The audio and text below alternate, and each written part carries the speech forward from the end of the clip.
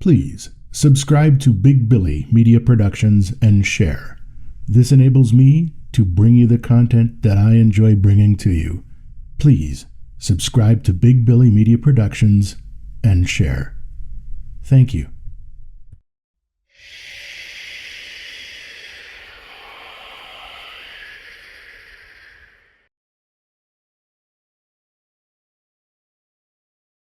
Well, the four of us, me, Sarah, Jake, and Emily, had been planning this camping trip for months.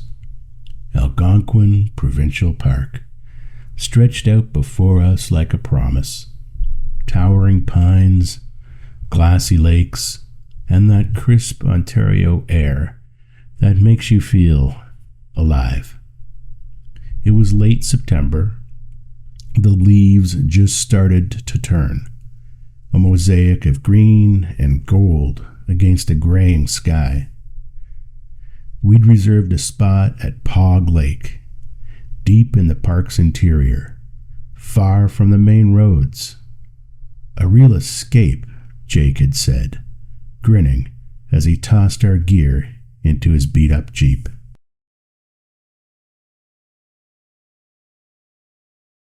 We arrived at dusk, the sun bleeding red across the horizon.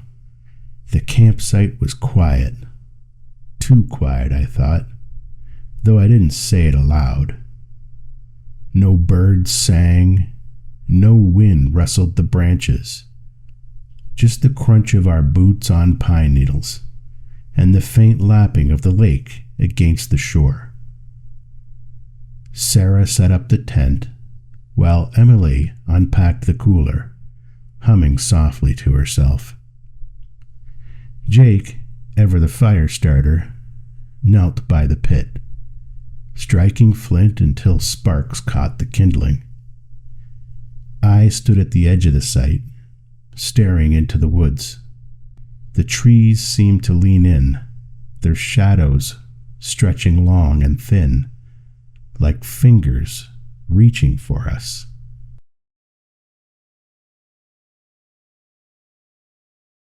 Creepy, huh? Emily said, sidling up beside me.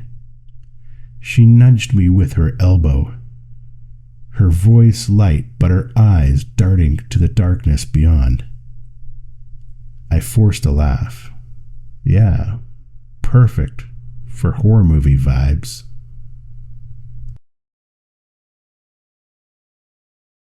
That night we sat around the fire, roasting marshmallows and telling dumb ghost stories.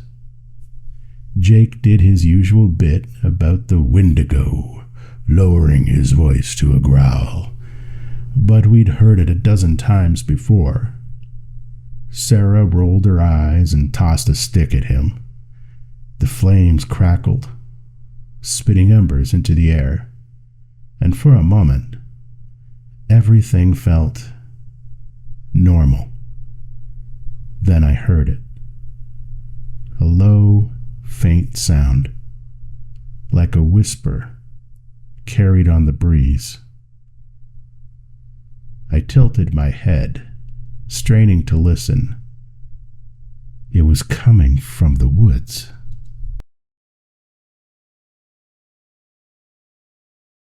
"Did you hear that?" I asked. The others froze, their faces flickering in the firelight. "Hear what?" Sarah said, but her tone was sharp, like she already knew something was off. I opened my mouth to answer when the whispering stopped. Silence flooded back in, heavy and thick. "Probably just the wind," Jake muttered, though he didn't sound convinced. We all stared at the trees for a moment longer before turning back to the fire.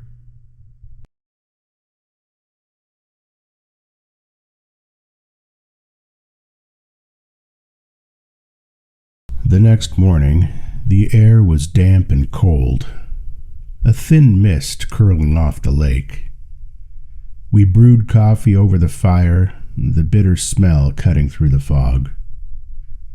Emily noticed it first, Footprints circling the tents. They were small, barefoot, pressed deep into the muddy ground, like someone had stood there all night, watching us sleep. "What the hell?" she said, her voice trembling. Jake crouched beside them, tracing one with his finger.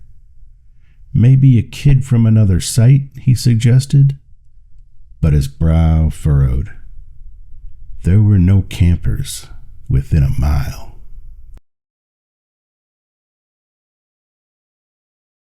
Sarah shook her head.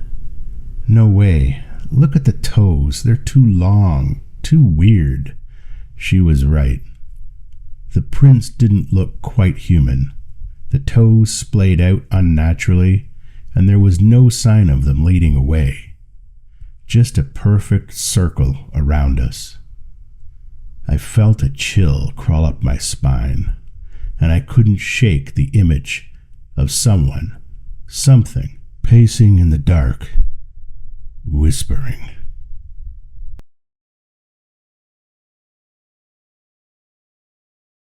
We tried to brush it off.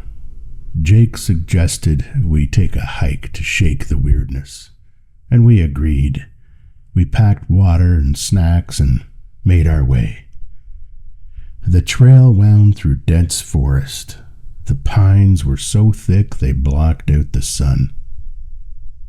Every snap of every twig made us jump. Every shadow seemed to move. Halfway up the path, Emily stopped dead. "Look," she whispered, pointing. Carved into a tree was a symbol, a jagged spiral, etched deep into the bark, still oozing sap.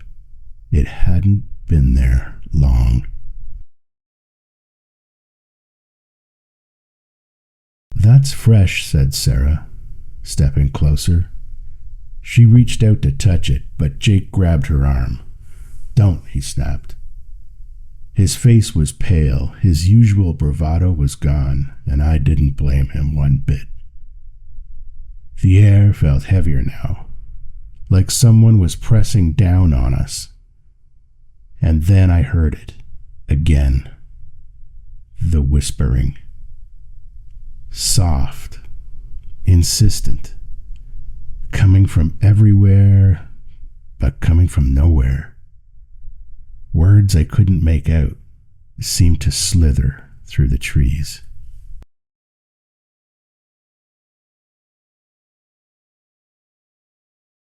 We turned back, moving faster now. The whispers chased us down the trail. By the time we reached camp, the sun was sinking again, and it painted the lake a blood red. The footprints were gone, washed away by some unseen hand. But the tension stayed, coiling tighter around us.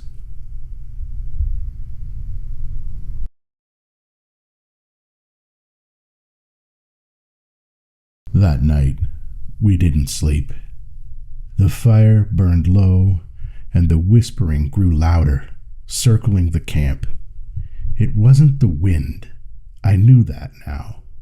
It was voices, overlapping, hissing words I couldn't understand but felt in my bones. Sarah clutched her sleeping bag, her knuckles white. "We should leave," she said, her voice barely audible. Jake shook his head. "It's too dark. We'd get lost." He was right, but staying felt worse. Around midnight, Emily screamed. We jolted upright, fumbling for flashlights. She was staring at the tent wall, her breath ragged. "Something touched me," she gasped. "Through the fabric, it grabbed my leg." We shone our flashlights outside, but there was nothing. Just the trees, still and silent, watching.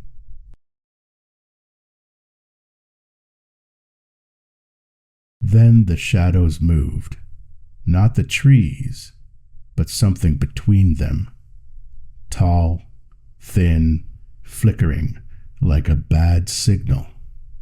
It darted from one trunk to the other, too fast to track. Jake swore, grabbing a hatchet from his pack. "Stay together," he barked, but his hands shook. The whispering turned into a low chant, rhythmic and guttural, vibrating through the ground. I felt it in my chest, like a second heartbeat.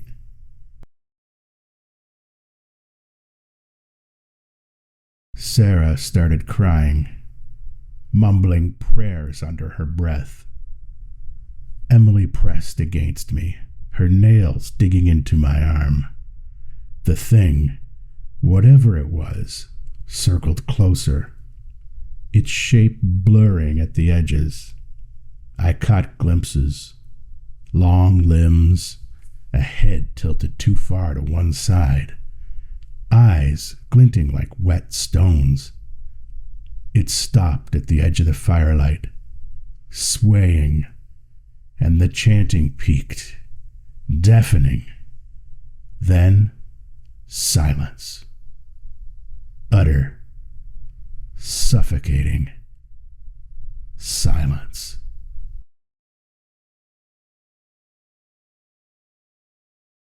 When we looked again, it was gone, but the air stank of rot, and the fire was out, smothered by something wet and black, smeared across the logs.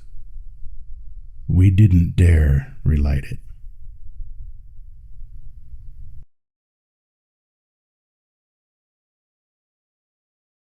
Dawn brought no relief.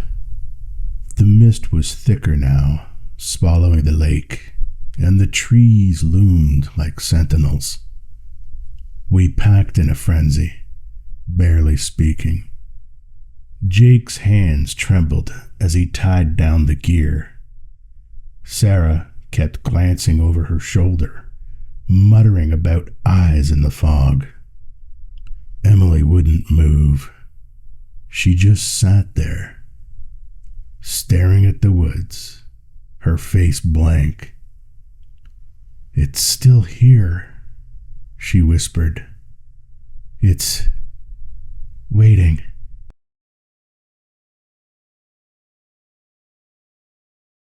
I tried to pull her up, but she yanked away, her eyes wild.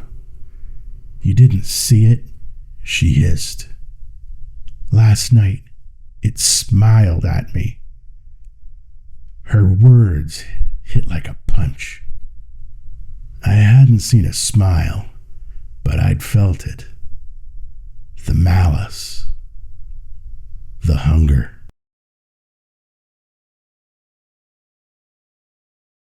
We dragged her to the jeep, piling in as the mist pressed closer. Jake turned the key. Nothing. He tried again. Still nothing. The engine was dead, though it had been fine yesterday. Panic clawed at us. "We'll hike out," I said, my voice cracking. "The Warden Station, it's that way. 5 miles? No one argued. We grabbed what we could carry and started down the road. The fog so dense we could barely see 10 feet in front of us.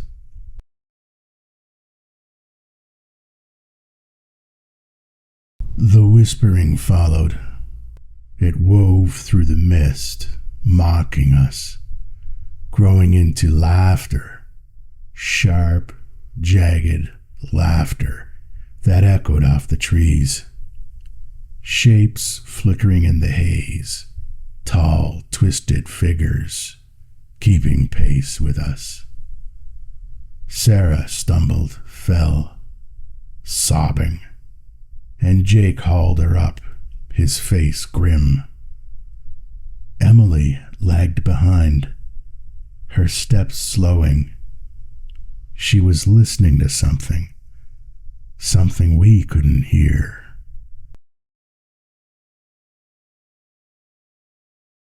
Then she stopped.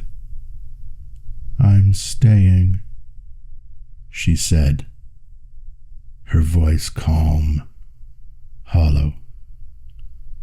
Before we could react, she turned and walked into the fog, vanishing as the laughter swallowed her whole.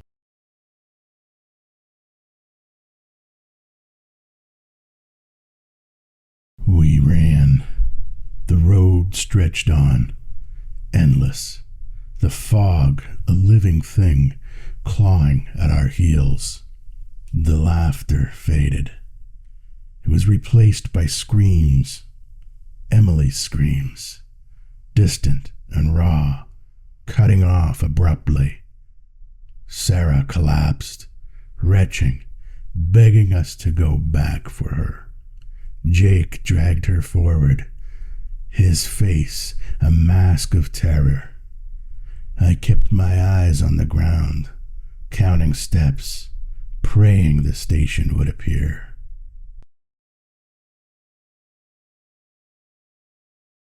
The trees thinned, and there it was, a Warden station, its lights faint through the haze.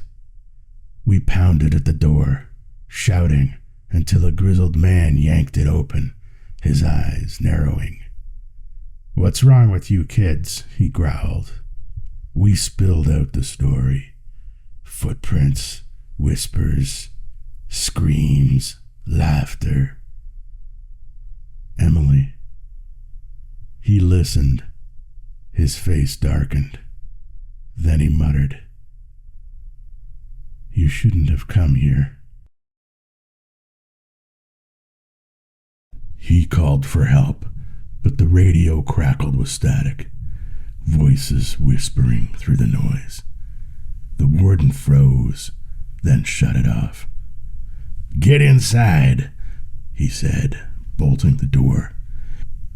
"It doesn't let go easy."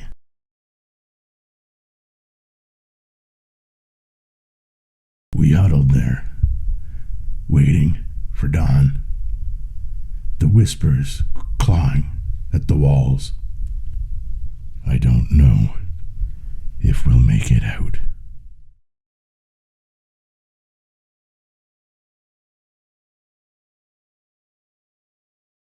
I don't know what took Emily, but I know it's still out there in the pines, waiting.